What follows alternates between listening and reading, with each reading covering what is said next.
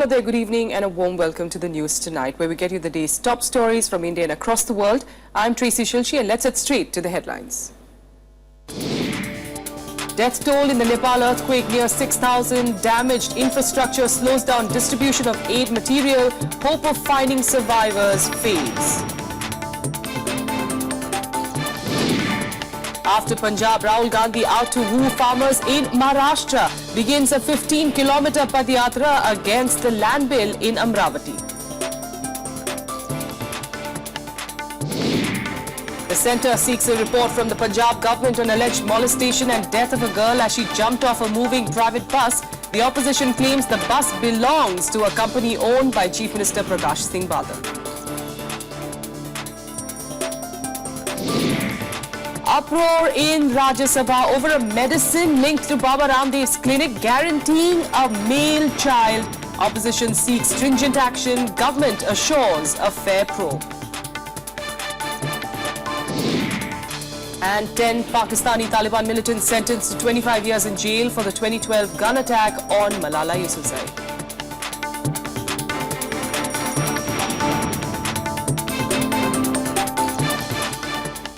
Our top story, the official death toll in Nepal is up to nearly 5,500, 5 days after the earthquake that devastated large parts of the mountainous country. Nearly a complete collapse of infrastructural support is preventing rescue workers from reaching the interiors, while protests are now rising against government inaction.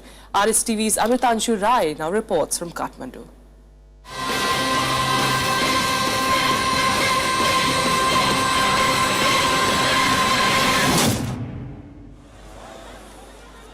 It's a desperation just to get out, to go into interior regions to check on family and friends, or just leave the country that continues to be rattled by aftershocks every few hours. Buses, cars, even carts, anything that moves is at a premium. Protests against alleged government inaction have extended to run-ins with police that struggles with law and order on the back of public anger.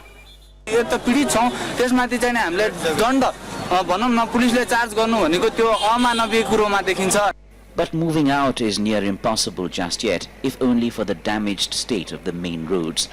Road infrastructure in the hills, besides being broken, is not built to handle a disaster of this proportion. Of the 3 main highways extending across Nepal, Prithvi Highway, Tribhuvan Highway and the Sinduli Highway, only the Prithvi Road artery is usable. In terms of airports too, only the Tribhuvan International Airport in Kathmandu is actually functional to bring in aid supplies being brought in from 27 countries around the world. The other 2, one at Biratnagar in the Tarai and one at Pokhara, are either too distant or unable to land big aircraft. Moving the aid to the interiors from here is a slow process. It was very difficult to arrange for 1 truckload of goods to be sent to Raswa. Okay, this is one, and another thing is also like getting a vehicle to go there is another problem also. And village upon village, still untouched by rescue and relief teams, steeped in damage and devastation, have the same story to repeat. It gets worse as one moves nearer to the epicenter. Districts like Lamjung, Gorkha, Sindhupal Chowk and many others are way away from any form of help just yet. Almost 90% and 99% of houses has been collapsed, and yet there is no relief material has not been reached there. And from government side, I had heard from television that I have watching from television some relief material is going to be reached there today. Over 120 hours after the earthquake, successful rescues from beneath shaky mounds of debris is virtually all down to luck now. Like this teenager rescued from a collapsed hotel in Kathmandu by Nepal's police force, a string of miraculous saves have raised awe around the world. First time ever that we have ever rescued a live person after 144 hours. I think it's an exceptional case around the world where a live person has been rescued from collapsed structure. Thank you so much. And the worst enemy, nature's persisting fury. Rains and bad weather hold up relief work, stop movement of vehicles to move out people, besides meaning fading hope for those buried in the rubble, hoping against hope that rescue will come before it's too late. This is the most damaging earthquake that has been recorded in the history of Nepal. A similar earthquake of the same intensity happened in 1934, but Nepal had survived that. Amritanshu Rai, Hanuman Deka, Darbar Square, Kathmandu. Meanwhile, the NDRF and Indian military continue to play a key role in search and rescue operations in Nepal. India has also set up relief camps both in Nepal and on the Indian side of the border, besides stepping up airlifts and mobilizing buses to evacuate Indian citizens. More than 20,000 Indians have been brought back home so far. Here's a report. At the forefront of rescue operations, personnel of the National Disaster Relief Force at work in Kathmandu, working under massive odds. अभी तक 10 बोरियां हमने यहाँ से निकाल चुके हैं और 2 बोरियां और मिली हैं, उन्हें निकालने का प्रयास जारी है। कल भी कुछ निकली थी? हाँ, कल 1 बोरी निकली थी और परसों 5 मिली थी। India's disaster response teams and soldiers have also rescued more than 740 Nepalese nationals, and its Air Force helicopters have evacuated 19 mountaineers from Lukla. Requests for evacuations have also come in from Spain and other nations. The NDRF, the Indian Air Force and Army, an inter-ministerial team, India's diplomatic mission in Kathmandu, have been involved in distribution of aid, medical camps, helicopter airlifts over the past 6 days in quake-ravaged Nepal. Survivors tell stories of devastation and havoc that has thrown life completely out of gear and massive challenges that rescue teams work under. You cannot get this rice or anything in the market. Even if you have it, like we have problem, like banking problem over here. The wholesalers wants cash at this time. The bank is only giving us 50,000. So it was very difficult to arrange for 1 truckload of goods to be sent to Rajya. Dead or anything, bad news had not come from their side, but all the houses from Rajya district have been collapsed. Operations extend to massive evacuations of Indian citizens. Close to 20,000 Indian nationals have been brought home over the last 5 days. In Bihar and Uttar Pradesh too, massive camps have come up for those coming in from across the border. The Indian government assures all help. जो उनका requirement है वो हिसाब से हम लोग provide करेंगे. You cannot jump on someone and help him. So जितना उनकी रिक्वेस्ट है वही हम लोग पूरी करेंगे. The Nepal earthquake has also given rise to a wave of vigils and donation initiatives across the country. Women and children's groups and NGOs, students, medical institutions, besides MPs and MLAs have pitched in with aid. The challenge is far from over yet. Bureau Report, Rajya Sabha Television. Well, Amritanshu Rai, our correspondent, is in Kathmandu, joining us now from there at the moment. Amritanshu, thanks so much for joining us here on the news tonight. Give us a sense really what you're seeing on the ground, as far as relief and rescue operations is concerned. Those protests that we saw in Kathmandu, saying that relief, they're not being able to enter the interiors. Forget the locals, even for the rescue workers, how difficult is it?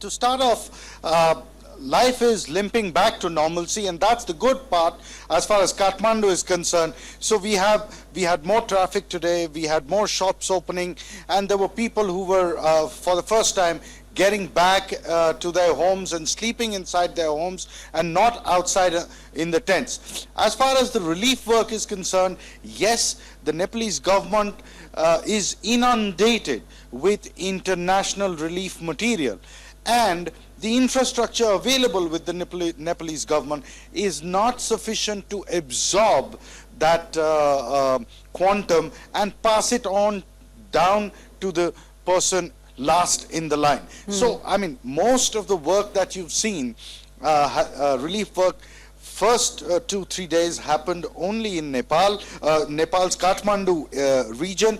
Now it is gradually shifting. Today was the first day when it actually started shifting to the other districts where, like Raswa and Sindhu Chowk, these were 2 most affected areas. This is where the relief is now. Today, from today onwards, it has started. Yeah. All right, Amritanshu, thanks so much for joining us with those details coming in from Kathmandu at this point of time. He's, of course, going to be constantly keeping a track of developments there. Meanwhile, Pakistan Prime Minister Nawaz Sharif has praised India's efforts in the Nepal rescue operations. In a telephone conversation between Sharif and Prime Minister Modi, the Pakistani PM also condoled the casualties in India due to the massive earthquake. During the conversation, Modi claims to have suggested that SAARC nations should conduct regular joint exercises on disaster relief and rescue.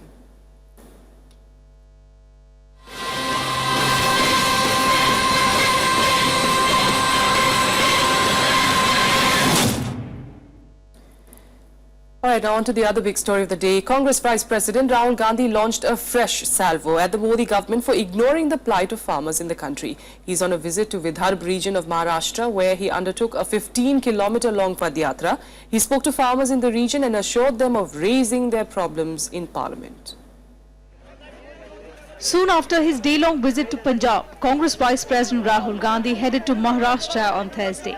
The focus of his visit remained the same: to highlight farmers' woes in the state. He set out on a 15-kilometer-long Pradyatra in the Vidarbha region, where a large number of debt-ridden farmers have committed suicide. Termed as the Samvad Yatra, Rahul started his walk from Gunji village in Amravati. He visited 5 villages in the area, meeting farmers and speaking to them about their problems. Accompanied by hundreds of Congress workers and state party leaders, he also met families of those who committed suicide. Rahul Gandhi ने कहा कि वो शासन से कुछ मदद देंगे। मदद उठाना है उनको करके तो ये दौरा चल रहा है ना कुछ तो करेंगे ऐसा है उम्मीद है हमको। Farmers complained to him that compensation for their crop loss was yet to reach them. Rahul assured them that he would raise their plight in Parliament.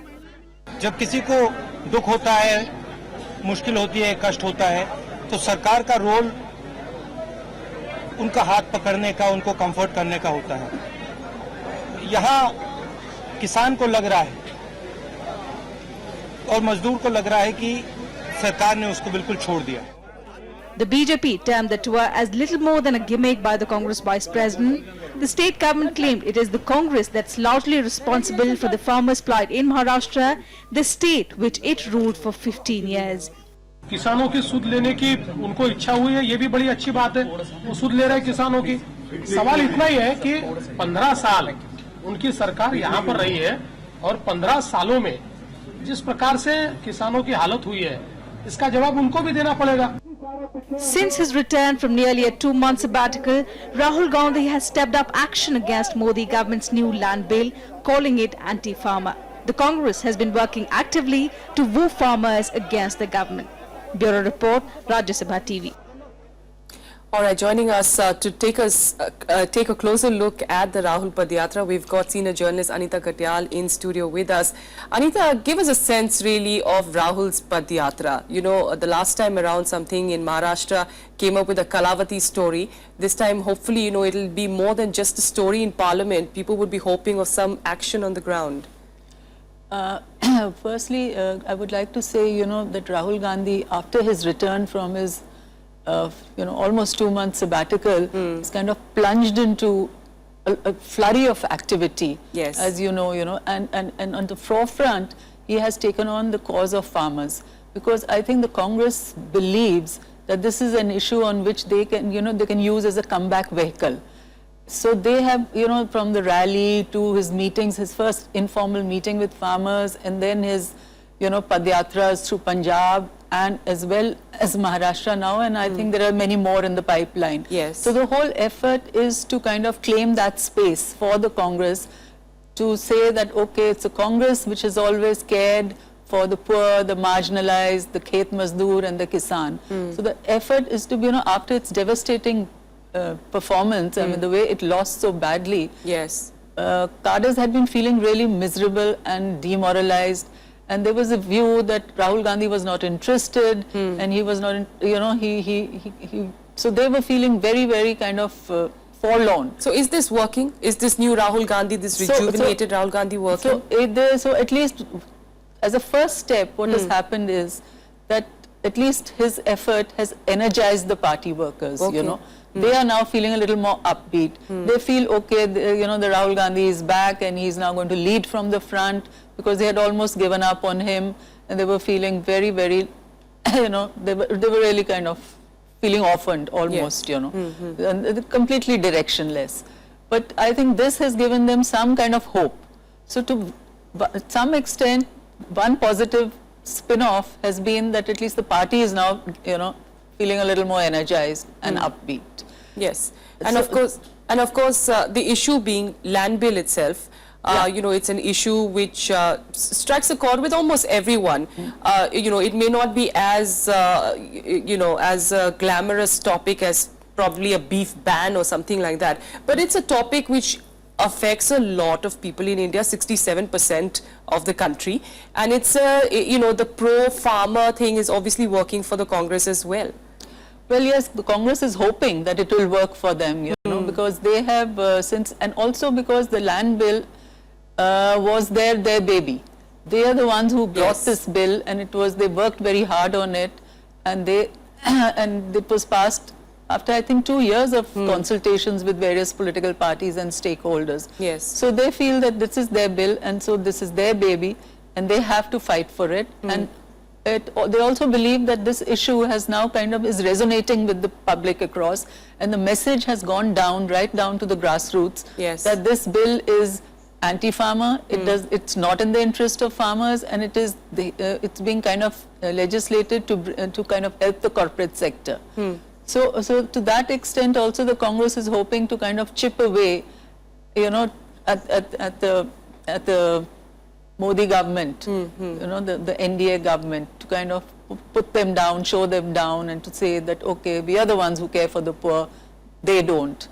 All right. So it's basically a kind of battle which is going on, a political battle, and one doesn't know where it will head, because right now it is working, but you know, the government is in power now.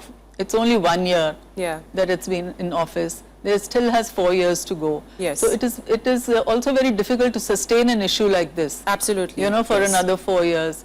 And people also get that fatigue also sets in, you know, too much of media exposure also is not good. People will finally, you know, switch off. That's right. So, we'll have to wait it and depends see, how they kind of handle it, how the Congress handles this matter. All right. Anita Katyal, thanks so much for joining us and giving us a closer look really into what Rahul Gandhi's plan of action eventually looks to be. With that, a quick break here, but still ahead. The shutdown call by opposition against the Trinamool Congress in West Bengal hampers normal life. We'll get you more details in a bit.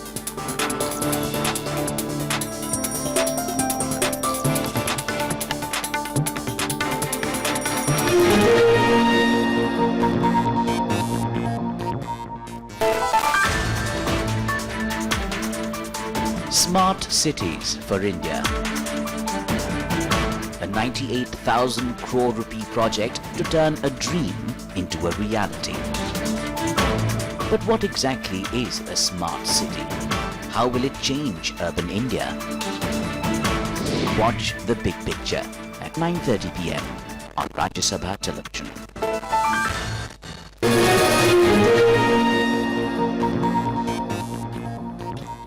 Welcome back. Let's get you more national news now. And the Home Ministry has sought a report from the Punjab government over a death of a teenager after she was allegedly thrown out of a bus after being molested. The incident sparked an uproar in Lok Sabha today, with opposition members demanding strict action against the perpetrators. Congress and AAP members denounced the Akali Dal BJP government in Punjab and accused it of failing to tackle law and order situation in the state. They also alleged that the bus in which the incident took place belongs to a company linked to Punjab Chief Minister Prakash Singh Badal's family. However, Badal is assured to take action against the perpetrators, and police have so far arrested all the 4 accused in the case. This has been a very tragic incident. In fact, some of the opposition parties, the Congress party, the Aam Aadmi party, have been trying to raise this in the House. And we are sorry that the Speaker did not allow the discussion. Orbit company जिसके मालिक बादल परिवार हैं, उन पर case दर्ज होने चाहिए, जैसे उबेर कंपनी पर केस दर्ज हुआ था, जैसे यादव ट्रैवल कंपनी जिसमें निर्भया कांड हुआ था बस में, ऐसे ही इस ट्रांसपोर्ट के भी सभी ड्राइवरों की और कंडक्टरों की छानबीन होनी चाहिए. 302 का पर्चा रजिस्टर हुआ है साथ. गिरफ्तार 2 आदमी कर ले, 2 जो उन्होंने कहा 2 और कर लेंगे. मैं तो ना कदे उस दफ्तर में गया, ना मुझे पता, ना मैं उसका हिस्सेदार हूँ, ना मेरा इंटरेस्ट है. Now, the upper house witnessed uproar today over a medicine that guarantees the birth of a male child, allegedly being sold by a pharmacy linked to yoga guru Baba Ramdev. Opposition members called the product illegal and sought stringent action against the manufacturer. The government has assured a fair probe. JDU MP KC Tyagi pointed out in the House on Thursday that a medicine sold by a pharmacy linked to yoga guru Ramdev guarantees male child. He asserted that sale of such formulation violated right to equality. Recently, the Haryana government has appointed Ramdev as its brand ambassador to promote yoga. प्रधानमंत्री के द्वारा जो लिया गया अभियान है, ये उसका उल्लंघन है। हरियाणा सरकार ने इसको अपना एम्बेसडर बनाया, तो सर मैं चाहता हूँ इनको हरियाणा सरकार वहाँ से हटाए। Several opposition members joined the chorus in condemning sale of such products and demanded strict action. CPM MP Sitaram Yechuri claimed that such medicines sabotage the scientific temper, while leader of opposition demanded immediate ban on the product. Why can't they give an assurance that they will remove this product from the market and they will take the license of a company which is so gender biased? But the issue is also the spread of obscurantism. Spread of obscurantism which is against scientific temper. You please have that aspect also. That I agree. इसको तो देखना चाहिए कि ये authentic है और ये laboratories test से गई है, मिनिस्ट्री ने उसको क्लियर किया है कि नहीं। हरियाणा, पंजाब वगैरह, दिल्ली, तो यहाँ तो हमारे लड़कियों की संख्या इतनी घट रही है, तो ये दो संबंध है। इसकी न सिर्फ बैन करना चाहिए बल्कि सजा देनी चाहिए जो लोग इस तरह के लोग। Responding to the opposition's charge, Health Minister JP Nadda assured the House of proper investigation and expressed government's commitment to combat the menace of female feticide. I would like to say that the government is very serious on the sex-gender ratio. Honorable Prime Minister is personally monitoring this program and seeing that it gives positive results. This issue has come. It's an issue which needs to be discussed and it should be inquired. All aspects will be inquired into it and appropriate action will be taken. And come back to the House. The members also expressed concern as the medicine is high in demand in Haryana, which already has a skewed sex ratio record. Kriti Mishra, Rajya Sabha TV. Meanwhile, there's still no resolution to the deadlock on the National Judicial Appointments Commission, with the Chief Justice of India refusing to be part of the panel to nominate 2 people to the NJAC. The government has put off the proposed meeting of the panel this week. But the government has also made it clear that there would be no going back on the decision to bring in the NJAC.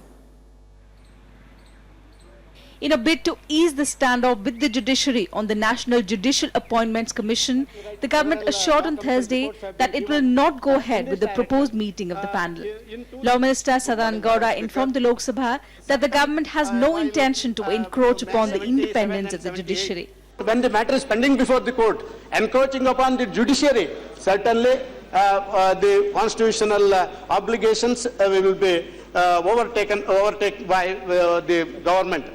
The Law Minister was responding to questions by several members on the creation of the new body, which will appoint judges to Supreme Court and the 24 High Courts. In a position selectment, you are having 3 persons, then 2 persons they can attend and select 2 eminent personnel. What is way it is going to stop you? And also, so our Parliament is supreme. We enacted the law, and also you notified when even the matter is in the court, Supreme Court, you are notified the Gazette notification merit. Gowda, however, maintained that the government is committed to establishing the NJAC and has sought help of the apex court. We have to wait for a few days, and certainly we are not going back. The Supreme House of the Parliament will be certainly taken care of by our government, and we will see that NJAC will come as early as possible. Soon the judgment comes. But Chief Justice of India H.L. Datu has refused to be part of the 3-member panel, which will select and appoint 2 eminent persons in the 6-member NJAC for appointment of judges to higher judiciary. In a letter addressed to the Prime Minister, the Chief Justice of India said he would not participate in the meeting unless the Supreme Court decides on the validity of the new system to appoint judges. The 3-member panel comprises the Chief Justice of India, Prime Minister and Leader of Opposition in Lok Sabha. With inputs from Pranav Goswami, Bureau Report, Rajya Sabha TV. And now here are some quick national news updates. Normal life was disrupted today in several parts of the country as auto and taxi unions went on a 24-hour strike to oppose the centre's new bill on road safety and transport. Under the proposed bill, the fines for violating traffic rules have been increased from 100 to 5,000 rupees.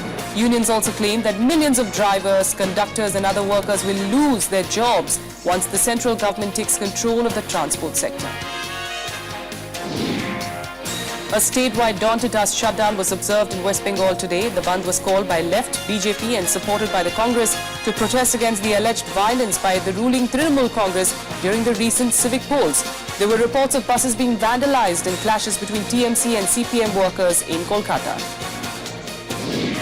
Voting for the Farendra by-elections in Uttar Pradesh was held today. The by-polls were necessitated after two UP MLAs were disqualified by the governor for irregularities. Both the MLAs were found to be working as contractors even after being elected to the assembly. The counting of votes will take place on the 3rd of May.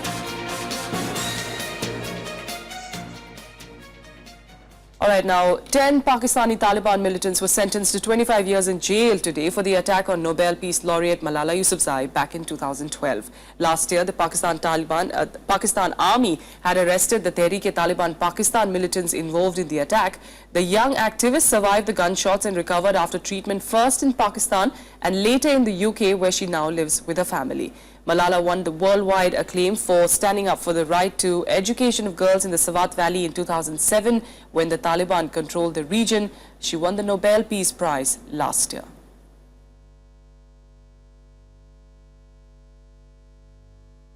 And now let's quickly get you some international news updates. UN Secretary General Ban Ki-moon today expressed deep regret over the executions of 8 convicted drug traffickers in Indonesia. He urged the government to commute all death sentences, saying that the death penalty has no place in the 21st century. The execution of 8 drug traffickers, including 7 foreigners, has sparked worldwide condemnation. The Indonesian government carried out the executions on Wednesday despite pleas from the Australian and Brazilian governments. Striking teachers clashed with police force in the southern Brazilian state of Parana. More than 100 people were injured as police resorted to use of tear gas and rubber bullets to contain the protesting crowd. The teachers are leading a strike over state budget adjustments which threaten their pension plans. A final vote on the measure is expected today. NASA's Messenger mission is set to reach its explosive conclusion tonight. After more than a decade in space and 4 years orbiting Mercury, Messenger mission is expected to crash into the planet later tonight. As Mercury has no thick atmosphere to burn up incoming objects, the high-speed collision will blast at a 16-meter crater into the planet's north pole. It is only slowly losing altitude, but will hit the surface at 8,750 miles per hour. Its fuel was burnt in a final maneuver on the 24th of April. Chile's Calbuco volcano has started spewing ash again, forcing fresh evacuations. Tons of ash have fallen onto the surrounding area, covering entire towns in a grey dust. The volcano erupted twice last week, prompting the evacuation of more than 6,000 people. Residents of Rio Blanco, south of the volcano, were asked to leave again. And changing tracks, let's get you all the updates from the world of sports. India's campaign ended at the World Table Tennis Championship after Sharat Kamal withdrew from the tournament due to an injury. India's top-ranked player was to play China's Fang Bo in the men's singles third round. Earlier, Shomijit Ghosh lost in the second round against Russian 41st seed Alexander Shibaev. The Indian Hockey Federation has announced a 24-member team for the men's hockey series against Japan to be held in Bhubaneswar from the 3rd of May. The series will be in preparation of the all-important Hockey World League semi-final scheduled in June this year.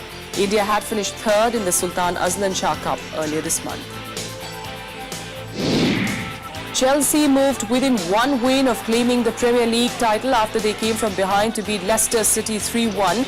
Chelsea were 1-0 down at half-time, but goals from Didier Drogba, John Terry and Ramirez meant that the Blues can take the title with a victory against Crystal Palace on Sunday.